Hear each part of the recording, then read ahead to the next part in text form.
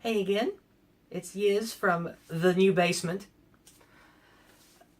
I've had a rather frustrating day, and it ended pretty well, but kind of morose. So I thought we could maybe have a little chat about things that are on my mind. I apologize for looking a mess, but I've been doing a bunch of shit the last few days. I spent time with my older mother. She's 66, and met with one of her friends today, who's I think 64. And it was kind of a morose, sad time. And to spare the bulk of what we all already know about culture and all that, the theme of their conversation was how they believe society has lost heart. And of course, they mean American society. I live in East Coast America, in the Appalachians. So I say Appalachian because I'm from around here, but I don't know the right way to say it. Anyway, the theme of the conversation was how they were sad that my generations and younger, I'm late Gen X, I'm on the cusp of Gen X.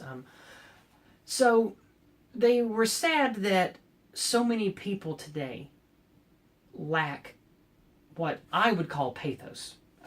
They lack, family values. They don't really have much purpose. And the culmination of the discussion with the two of them at lunch was basically they think it's because what our society became has stripped out the rungs of the ladder to climb to have meaning and societal connection like we had it between the 50s and the 80s. And I think there's a lot of value to that, and I wanted to talk about it. I personally think that we have lost what it was to be American society.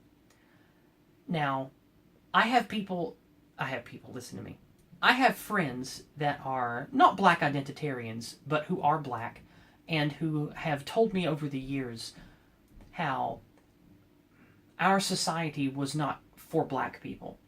And a lot of that is true, I think. I think there has been a lot of us versus them, black versus white stuff that forged our society. I absolutely believe that.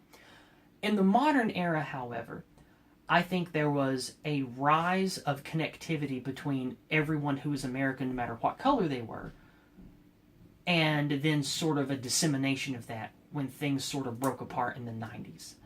And I think that the main thing to take away from the conversation with the two old ladies today is, despite what you might think about who America was originally for, there for a while, it was aiming to be for everyone that was here. And I'd like to qualify that a little bit. In the 40s to 80s, you had a massive, massive cultural change of women, gays, and blacks being absorbed and assimilated into what I think is a healthy, unified culture. That's what I think. I'm not a white identitarian. I know that several of my friends seem that way, and I talk about, racial IQ and things that are often lumped into the white identitarian camp, but I don't. I don't really give a shit about skin color. I can't. It doesn't matter to me. So when I speak about racial issues, it doesn't come from a place of bias or judgment with me, because I don't give a fuck what skin color someone is. I just can't care. I'm not wired to care. So I'm only talking about this stuff clinically. So for a while, America had a much healthier society when it came to people having equal opportunity and us seeing what shakes out in the wash when people want to test their mettle in the free market, when people want to try to build culture in society. And through all the other things that other channels talk about, which I will eventually be talking about too, our society started to erode. It started to decay and break apart from the entropy of progressive movements that won and then were co-opted for ideologies, like feminism. That's an easy one. And I think that what has happened to the millennial generation and what is coming now is because of bloated capitalism. I use the phrase monopostate a lot because of the way debt, colleges, rampant consumerism paired with the erosion of the nuclear family, paired with the destruction of religion, which, I'm generally of the atheistic, skeptic camp, so while I don't harbor particular love of religion, now that I am an older, wiser eunuch, I see the value of having religious-like shared beliefs and core values that you can build a society on. And I think knocking the foundation out from under that is one of the main components of why we have such a low pathos, high conflict, high shadow society that we have today. And to see these two old women talk about this was really heartbreaking today. And it made me think, I want to make a video about how we can fix it. Because there are already thousands of videos analyzing the problem. Everyone from the white identitarians to the black identitarians. People point out the problems in America. I don't need to do that. That's already been done, and I'm pretty sure all of you following me are already up to speed on most of that shit. But what can we do about it? What can we effectively do about it? And this is what makes me sad, because the monopo state, I think, is the real problem here. Now, hear me out. Corporate prisons, industrial war machine complex, constant warfare that is fueled by neolibs and neocons, war hawks, American government, which is also sort of fueled by corporate lobbying, super PACs. Rich people want to stay rich. Rich people need contracts and migrant workers and wages to stay low, consumerism to stay jacked up and stay high. Sure, you can point back to the Reaganomics era. Sure, you can point to deregulation and say, oh, this is why this happened. Okay, true, but what do we do about it? And it's not really a left versus right thing anymore. This is our society has changed problem. And you can't point to a religion or a skin color or a political group and say it's their fault. Get rid of them and it will be fixed. That's not going to work.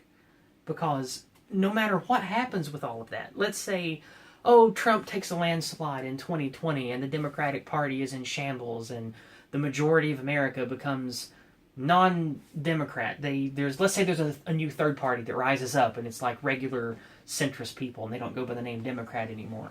None of that fixes any of what I've just talked about. And that sucks, because I don't want black Americans and white Americans to be divided over being black or white. I hate that. I think that's ridiculous. And I don't want people to be divided over who's gay and who's straight, who's cis and who's trans. I think that the divisiveness comes from hungry corporate entities that want money, that chase clicks. And then that's exacerbated by the sort of middle tier of the liberal media, or whatever you want to call them.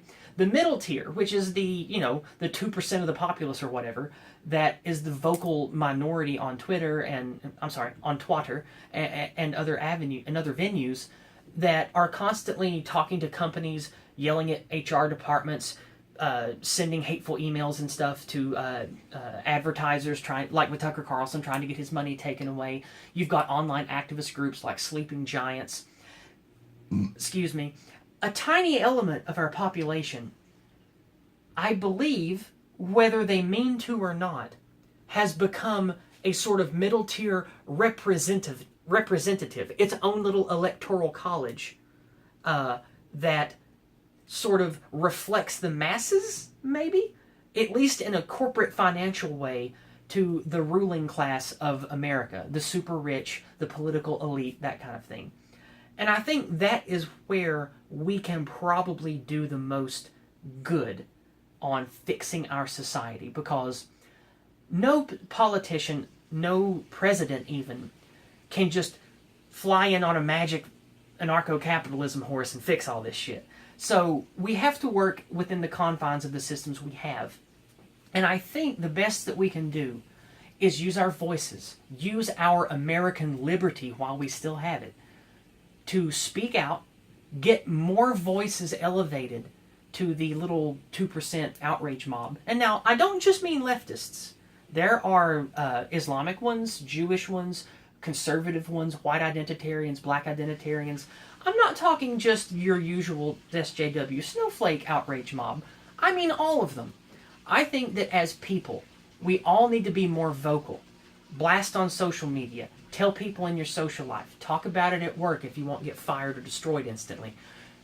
Raise normal, sensible voices above that tiny little ring of representatives that echo falsely to those that rule us.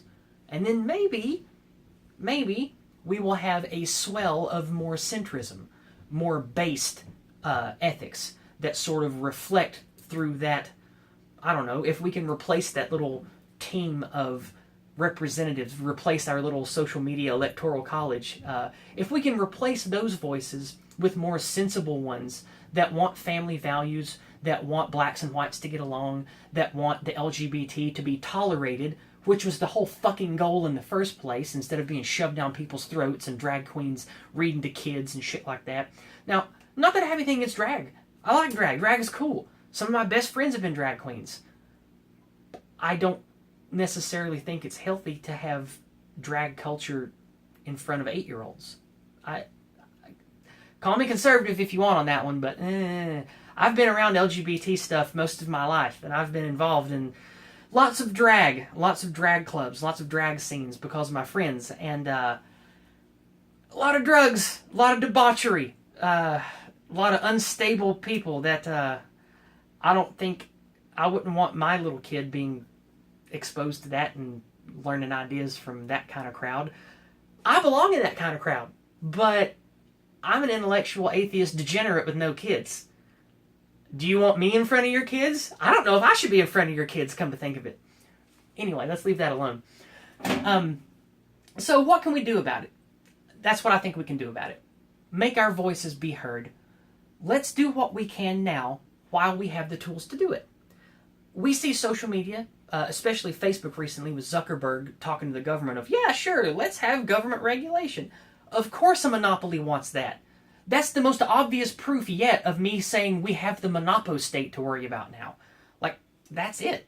Like, that's him saying, oh, sure, I'm a multi-billion-dollar around-the-world megacorp. Yeah, I want governments to play ball and regulate my industry because I'm the only one that can afford to do it, and then I'll win by default. So, obviously, that's bad, and anti-capitalism and anti-freedom, so I'm against that. So, that's the kind of thing I'm talking about. The Zuckerbergs, the Tim Apples. We need to make sure the wealthy elite and the ruling class of the information age now in the West starts to hear our voices over the little ring of outrage mob extremist voices. And now I know most of you out there are going to immediately just think SJWs and whammonists and all that, but I mean all of them.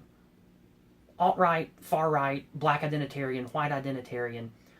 The fringe voices need to stop speaking for the rest of us to the ones that are out of touch with reality and only care about making money off us and getting votes from us.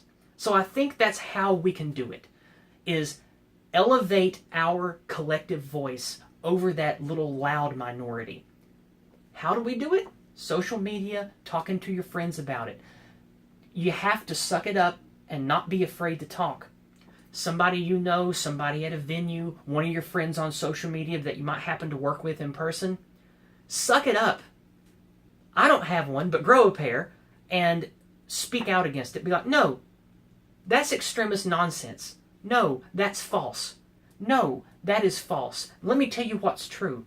Be vocal about it. And if everyone takes these little baby steps, we can make our collective voice louder than this outrage mob.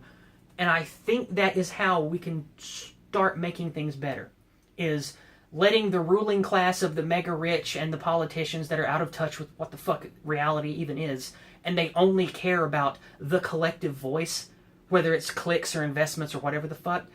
Let's do our best to replace that fringe voice of extremists. I think that's one of the main things that we can do, maybe the only thing we can do. But we can do it. So let's do it. Thank you for listening to my rant. Thank you for being here for me, listening to me, being my friend. It means a lot to me. And please show your appreciation by sharing this video with anyone who you think would like it. If you can share your appreciation with money, I always will take your money. You can find that in the PayPal link or my Subscribestar. And more than anything, do what I'm talking about. Talk to others about this. share my ideas. Let's make our society great again, America included. So anyway, I hope you all have a wonderful day. And I look forward to talking to you next time. Maybe next time there'll be more things in here. We will see. Bye-bye.